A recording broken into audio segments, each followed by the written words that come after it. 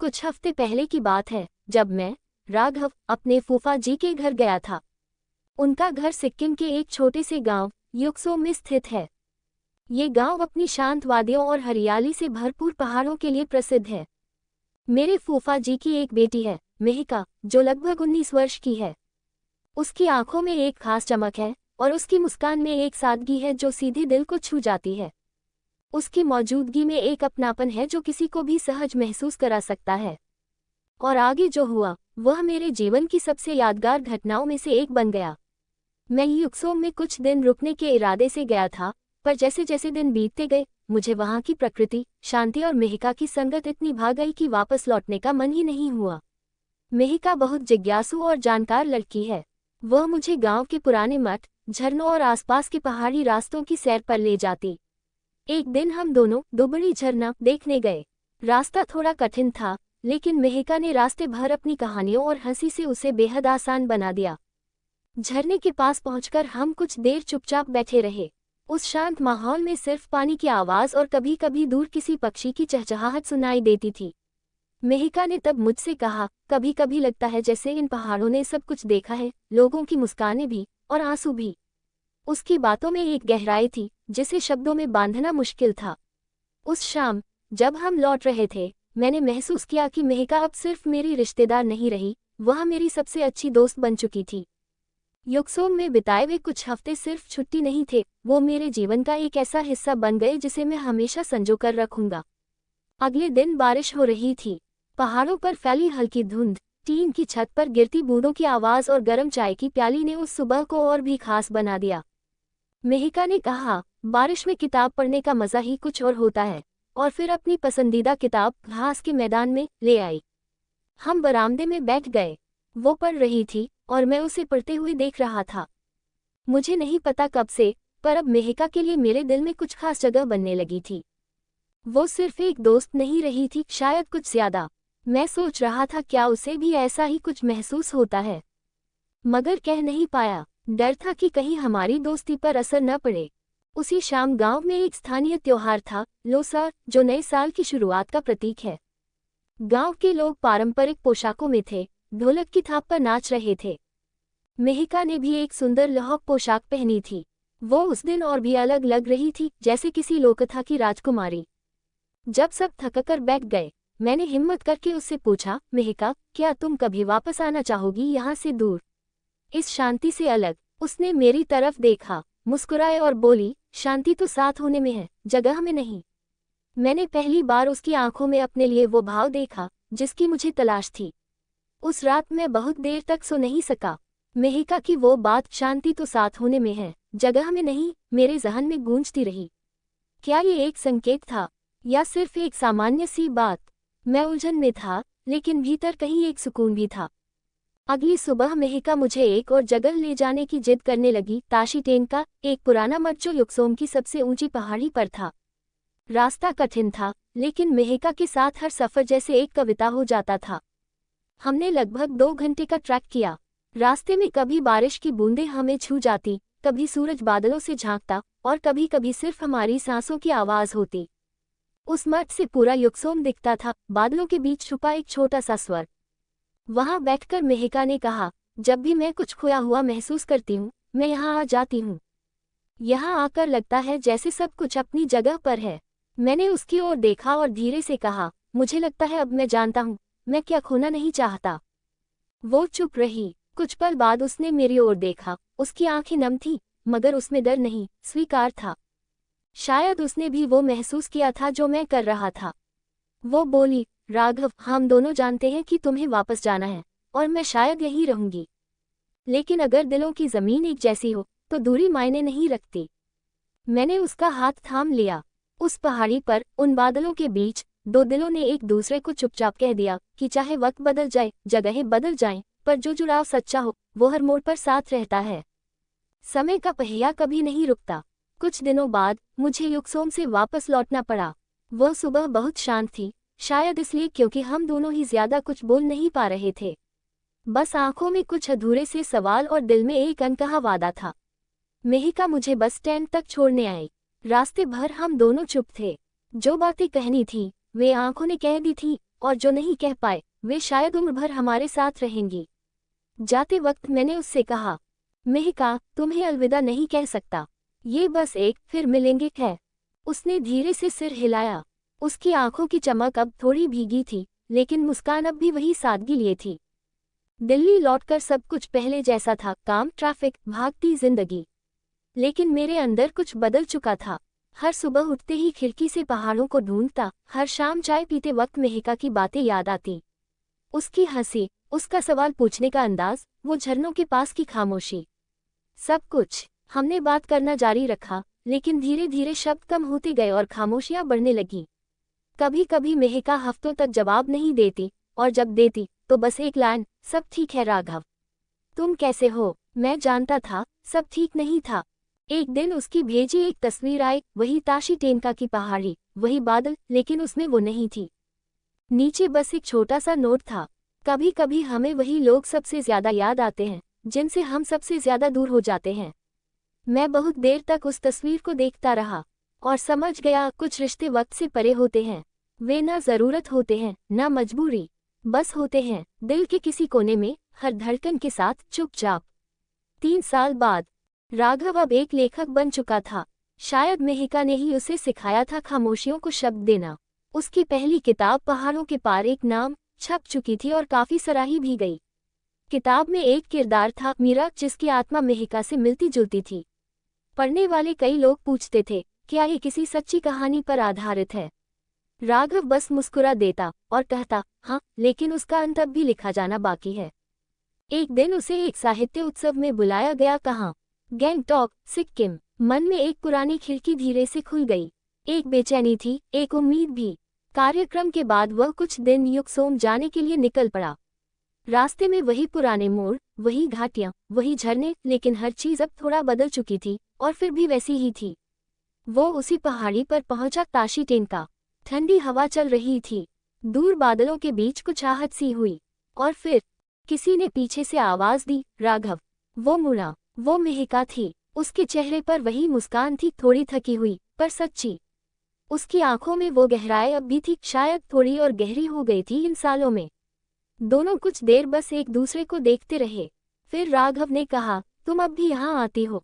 मेहिका ने जवाब दिया, तुम्हारी किताब में लिखा था, कभी कभी लोग लौटते नहीं हैं, लेकिन उनकी कहानियां लौट आती हैं। मैं जानती थी किसी दिन कहानी के साथ तुम भी लौटोगे। उस पल पहाड़ों ने एक नई कहानी दर्ज की, एक ऐसी कहानी जो समय, दूरी और खामोशियों को पार कर आई थी।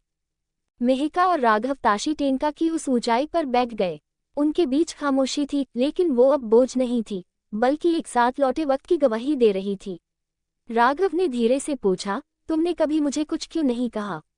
इतने साल, बस एक तस्वीर, कुछ शब्द, और फिर खामोशी।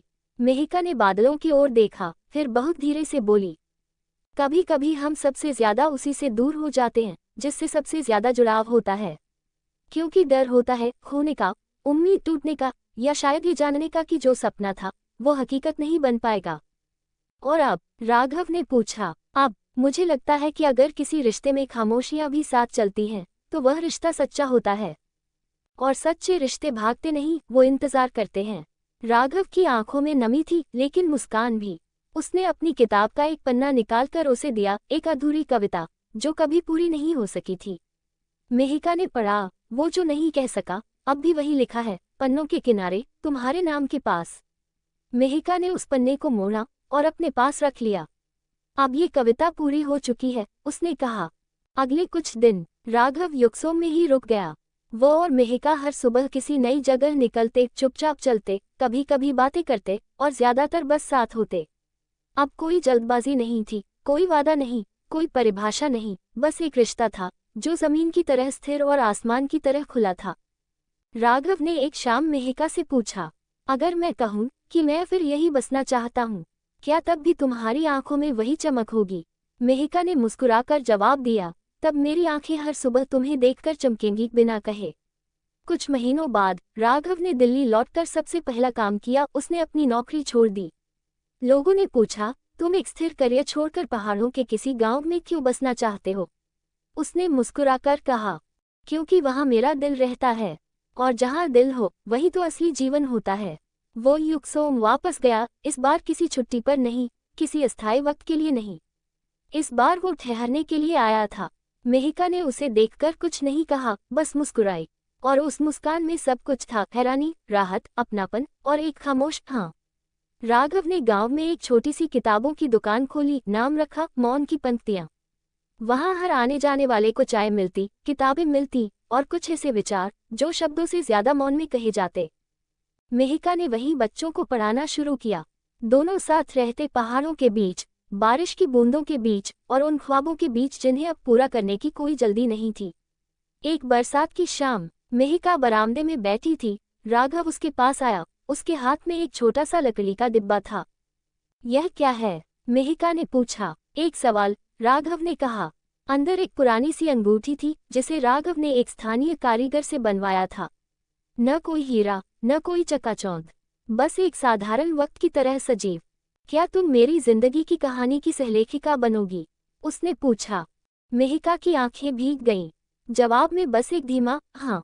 बादल गरजे, चाय ठंडी हो गई, पर उस पल में जो गर्माहट थी वो उम्र भर के लिए थी।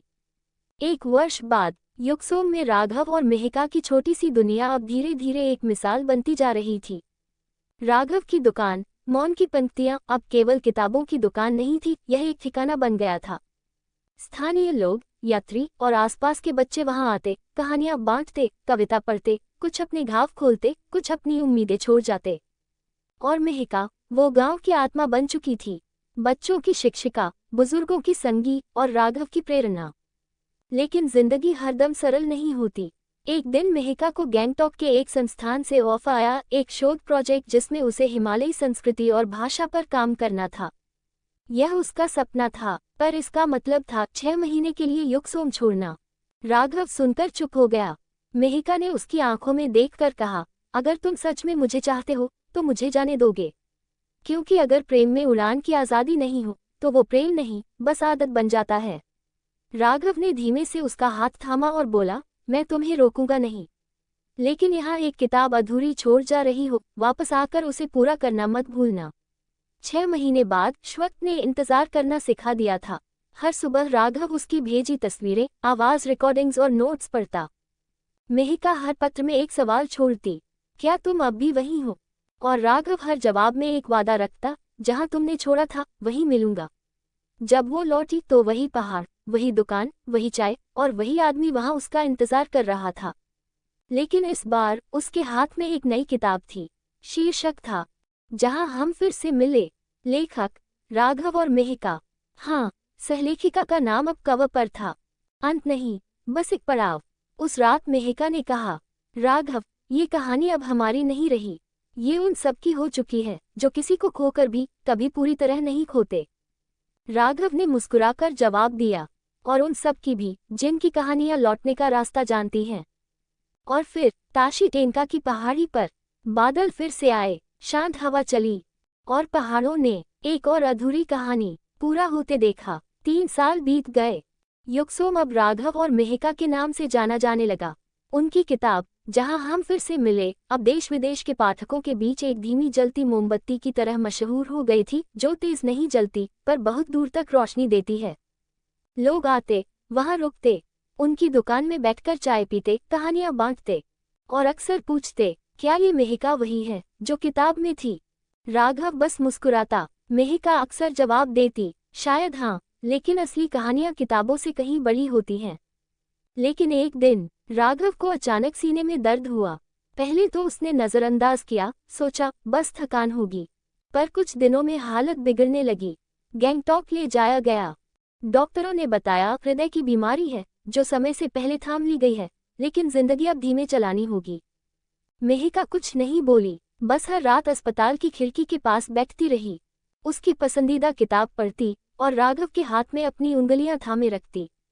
राघव ने एक शाम कहा, मेहिका, अगर मैं कभी न रहा तो मेरी कहानी तुम पूरी करना। मेहिका की आंखें नम थीं, पर उसकी आवाज स्थिर थी, राघव, तुम कहानी नहीं हो, तुम कहानी लिखने की वजह हो।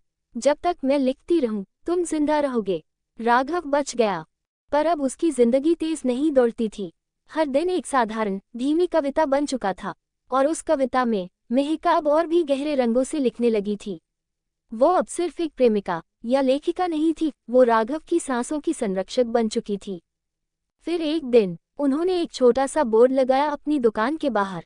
यहाँ किताबें मिलती हैं और वो प्रेम भी, जो अधूरा नहीं बल्कि ठहराव से भरा होता है।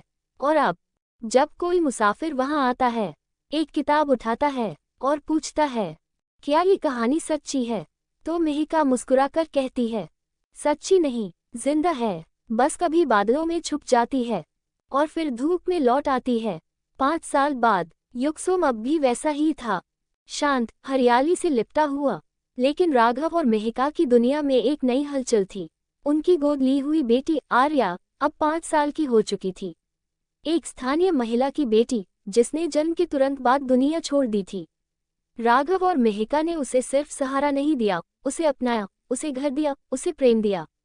आर्या के आते ही वो दुनिया जो कभी किताबों और खामोशियों में थी, अब खिलखिलाहटों, रंगों और बाल कहानियों से भर गई थी। राघव अब कम लिखता था। उसने एक नोटबुक बनाई थी।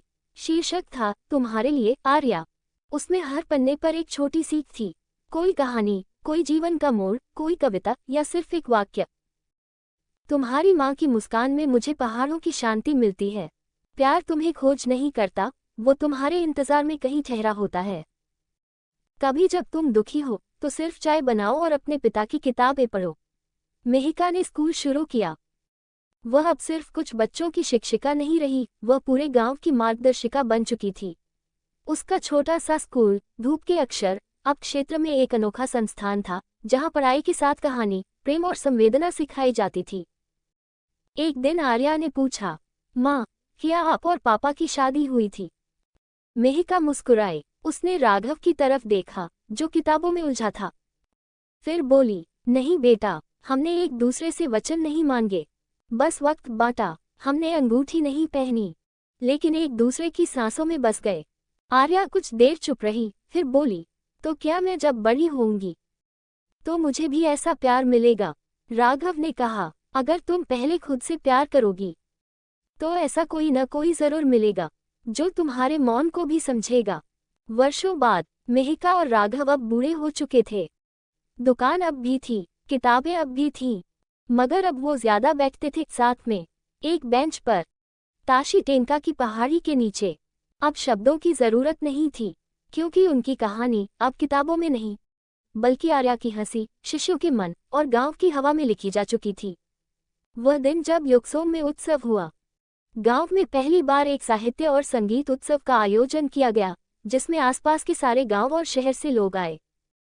राघव और मेहिका ने मिलकर इस आयोजन की रूपरेखा बनाई।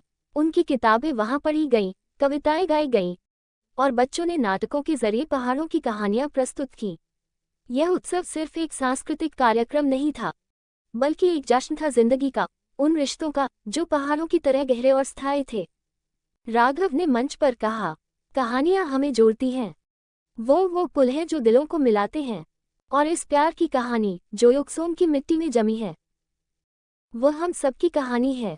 मेहिका ने मुस्कुराते हुए कहा, यहाँ हर मोड़ पर, हर छांव में हमने जाना कि प्यार केवल शब्दों से नहीं होता, वह मौन, सम्मान और साथ की गहराई से भी होता है। उस शाम बादल घिर आए, शांत बारिश की बूंदों ने धरती को छुआ और सभी ने मिलकर समझा कि प्रेम केवल दो लोगों का नहीं, बल्कि एक पूरी जाति की विरासत है। आगे का सफर। राघव और मेहिका अब युक्सोम के दिग्गज बन चुके थे, न केवल प्रेम के बल्कि शिक्षा और साहित्य के भी। उनकी कहानी अब किताबों से निकलकर गांव के हर दिल में बज रही थी। और यहीं से शुरू हुआ उनका नया अध्याय, जहां वे अपने अनुभव और सीख को आगे की पीढ़ियों तक पहुंचाने लगे। 10 साल बाद युक्सोम में अब एक छोटी सी लाइब्रेरी बनी थी, जिसका नाम रखा गया था मौन की पंक्तियां लाइब्रेरी। यहाँ पहाड़ों की लोक कथाएं, कविता संग्रह और राघव मेहिका की लिखी किताबें संग्रहित थीं। गांव के बच्चे और आसपास के लोग यहाँ आते, पढ़ते, सीखते और अपनी कहानियां भी लिखते। आर्या अब किशोरी हो चुकी थी। उसकी आंखों में राघव और मेहिका की आत्मा की झलक थी। वह लाइब्रेरी की देखभाल करती और गांव के बच्चों को पढ़ाती, कहानी सुनाती और उन्हें अपने पूर्वजों की धरोहर से जोड़ती। राघव और मेहिका की जिंदगी की आखिरी शामें, वे दोनों अपने छोटे से घर की बरामदे में बैठे थे। ताशी टेंका की चोटी दूर दिख रही थी। हवा में ठंडक थी, लेकिन उनके दिलों में गर्माहट थी। मेहिका ने धीरे कहा, हमारी कहानी का अंत नहीं है, राघव। ये बस एक नया सफर शुरू करने वाली है। राघव ने मुस्कुराकर जवाब दिया, हाँ, और ये कहानी अब भी चल रही है, हर उस दिल में जो प्यार जानता है।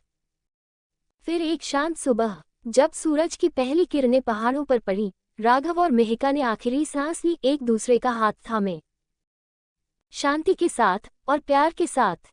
और कहानी उनकी यादों में जिंदा रही, उनके शब्दों में बहती रही और युक्सोम की हवा में गूंजती रही। युक्सोम से बाहर आर्या अब बड़ी हो चुकी थी। वह शहर में पढ़ाई करने गई, लेकिन उसके दिल में हमेशा अपने गांव की मिट्टी और माँ पापा की कहानी थी। शहर में उसने एक सामाजिक संगठन शुरू किया, जिसका उद्देश्य था छोटे गांवों के बच्चों को शिक्षा और कला के अवसर देना। उसका सपना था कि वह अपने माता पिता की तरह अपनी जड़ों से जुड़े रहे और अपने अनुभवों को दुनिया तक पहुंचाए। राघव और मेहिका की कहानी अब सिर्फ युक्सोम तक सीमित नहीं रही। वे एक प्रेरणा बन गए। उनकी किताबें पढ़ी गईं, चर्चित हुईं और कई स्कूलों में पढ़ाई जाने लगी। उनकी जिंदगी की कहानी पर आधारित एक छोटी फिल्म भी बनी, जिसने कई पुरस्कार जीते और लाखों लोगों के दिलों को छू लिया। समय के साथ उनका प्यार और उनकी जिंदगी अब एक विरासत बन चुकी थी, जो पीढ़ी दर पीढ़ी जिंदा रहेगी। और कहानी फिर भी जारी है। आर्या ने अपने माता पिता के सपनों को आगे बढ़ाया। उन्होंने युक्सोम में एक सांस्कृतिक केंद्र बनाया, जहां कला, संगीत और साहित्य को बढ़ावा दिया जाता है।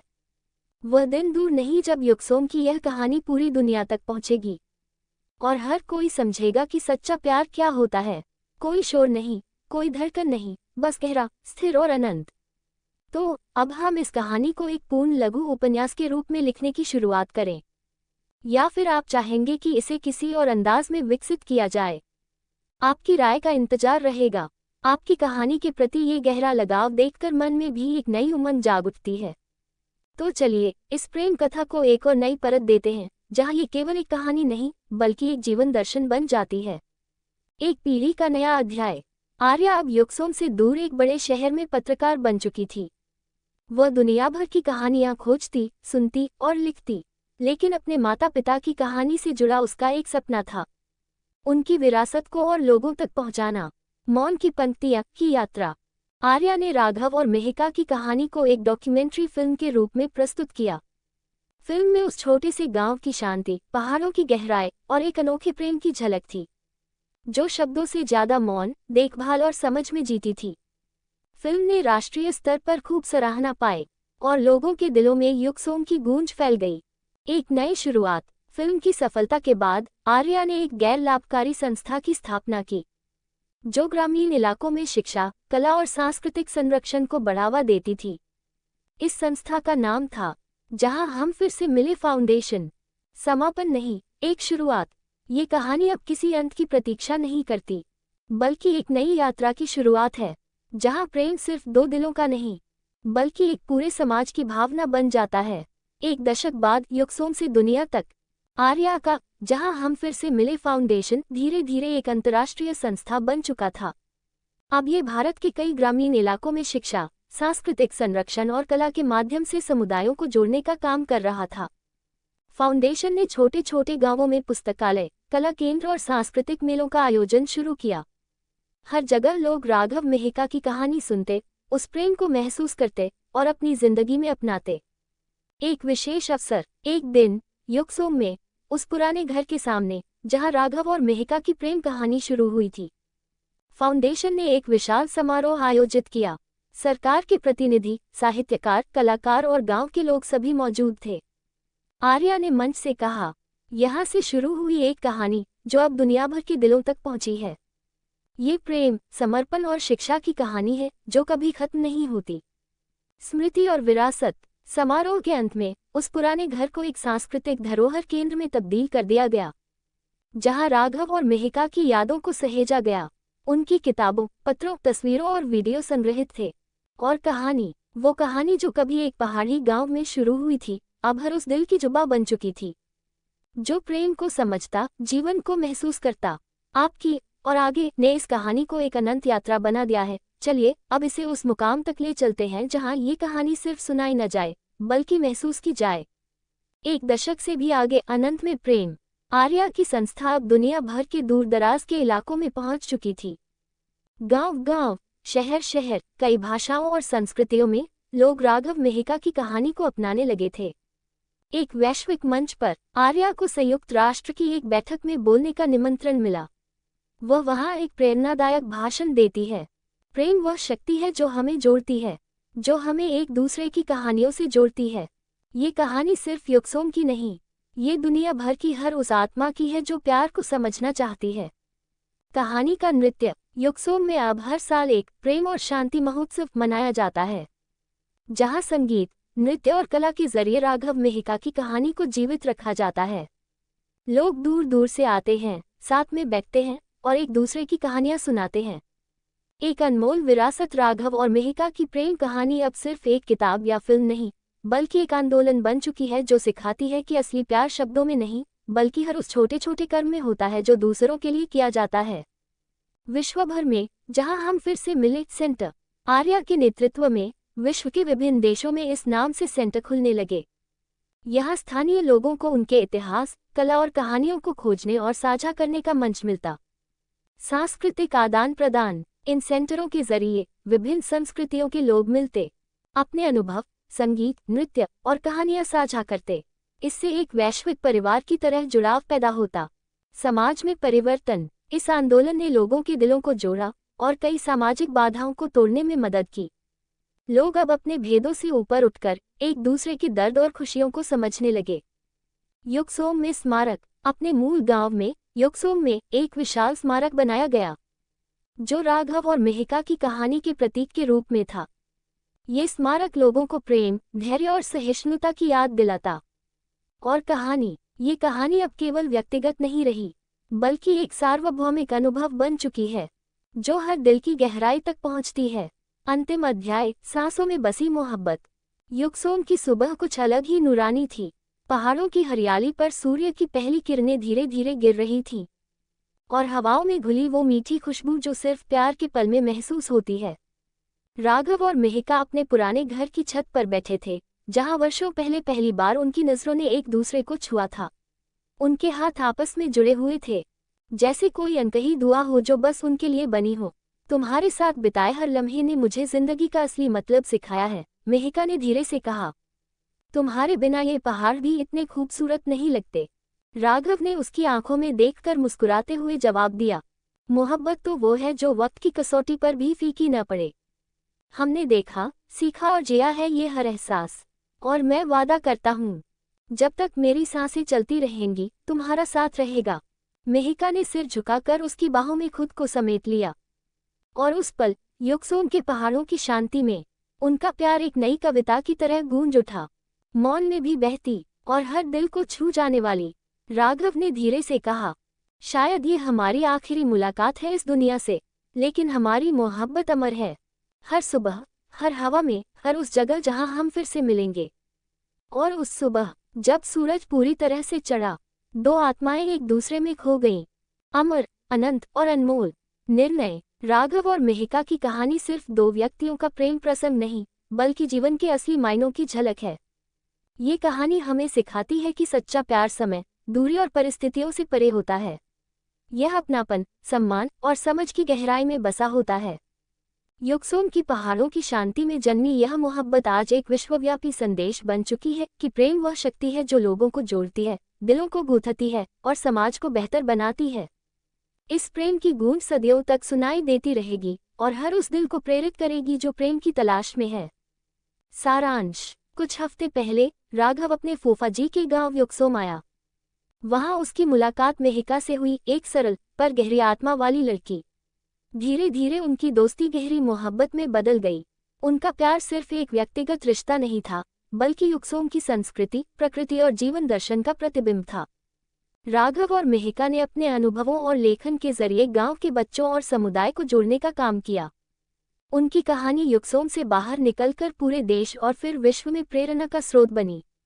उनकी बेटी आर्या ने इस विरासत को आगे बढ़ाया और जहां हम फिर से मिले नामक एक आंदोलन और संस्था की स्थापना की, जिसने प्रेम, शिक्षा और सांस्कृतिक संरक्षण को बढ़ावा दिया। अंत में राघव और मेहिका अपने जीवन के अंतिम क्षणों में एक दूसरे के साथ शांति और प्रेम की अनुभूति करते हैं और उनकी कहानी अमर होकर हर दिल में गूंजती रहती है। अगर आपको ये कहानी अच्छी लगी हो तो कृपया लाइक करें, शेयर करें और कमेंट करना न भूलें। आपके प्यार और समर्थन से ही ऐसी कहानियाँ और सामने आती हैं। धन्यवाद।